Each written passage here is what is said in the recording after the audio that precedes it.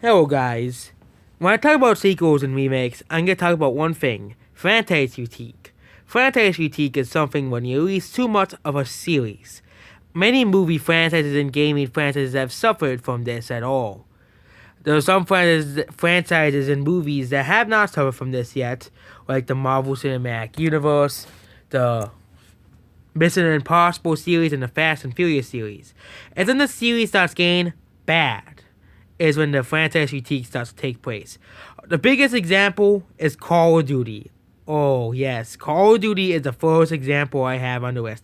Each Call of Duty, besides World War II and Black Ops 3, have declined from last year's Call of Duty. And why I say Black Ops 3 is because Black Ops 3 is a massive sales improvement over Advanced Warfare.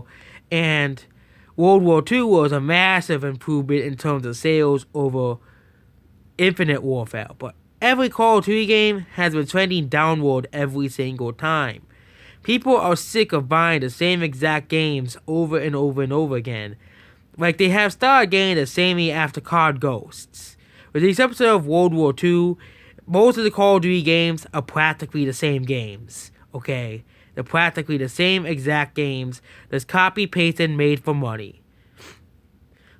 And another series that is suffering from franchise critique is Star Wars.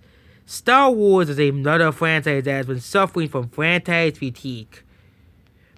Franchise critique, as I said, only happens when people don't like a franchise anymore. Because the reason why they can pump out 3 Marvel movies a year is because people actually like those movies. Not when a movie splits the fan base, or that's absolutely utterly hate, or the fan base absolutely utterly hates, expect the next game or movie to have lower sales, like a Call of Duty Infinite Warfare, and that wasn't really a pain case for Call of Duty, but Black Ops 4 was a massive sales disappointment for Activision, despite starting to play well, didn't go up to the previous expectations of the last game. Star Wars has the same problem. Last Jedi was still a massive commercial success, but Solo was the first Star Wars movie to actually flop because of The Last Jedi. It wasn't because of Star Wars fatigue. It actually is because Star Wars fatigue caused by The Last Jedi. Okay, franchise fatigue is only caused by. And then let's talk about games. Games have this more problem. Let's look at the games coming out next year. Another Far Cry game. Don't want to buy that. Yes, I like the Far Cry games. They're unique, fun, and stuff. But I don't want to get the next one because it's exactly the same as the last one, but in a post-apocalyptic setting. There's really nothing new to talk about here. And I'm going to talk about one of the more infamous examples, to me at least. Ice Age. Ice Age, the first 3 movies were charming, funny, and interesting. The 4th movie was okay. It was really funny, and the 5th movie was. It was funny, but the storyline was just. The world is gonna end. We have to find some miracle to stop it. And that's basically the entire story. It's something that a little kid would enjoy, but not us older people would enjoy it. The movie is I still like the movie, but it isn't. It's kind of one of those movies they would call guilty pleasure of sorts. But that's another massive example of franchise fatigue right there. I say, franchise fatigue only affects certain things, because Final Fantasy can have 15 plus games and 40 sequels and spin-offs, same thing with Mario, and still make millions of money, make millions of copies a week, millions of dollars on new entries. Okay, Smash and Kirby and all those other franchises that people actually like, Resident Evil.